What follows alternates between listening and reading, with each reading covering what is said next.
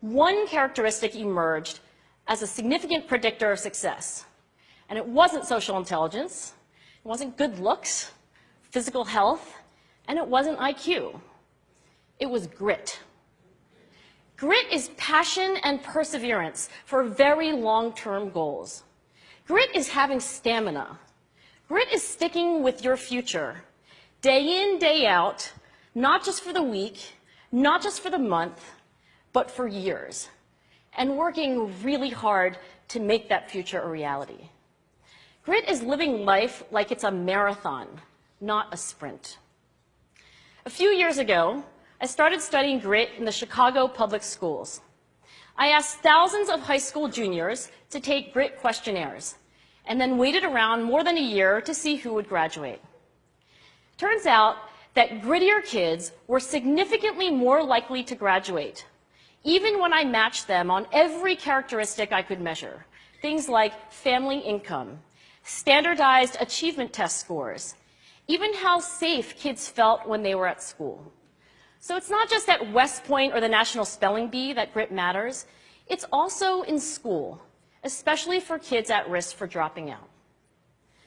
To me, the most shocking thing about grit is how little we know, how little science knows about building it. Every day, parents and teachers ask me, how do I build grit in kids? What do I do to teach kids a solid work ethic? How do I keep them motivated for the long run? The honest answer is, I don't know. What I do know is that talent doesn't make you gritty.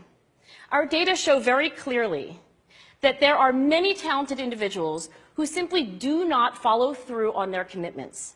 In fact, in our data, grit is usually unrelated or even inversely related to measures of talent.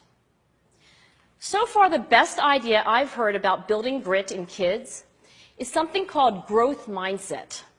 This is an idea developed at Stanford University by Carol Dweck, and it is the belief that the ability to learn is not fixed, that it can change with your effort.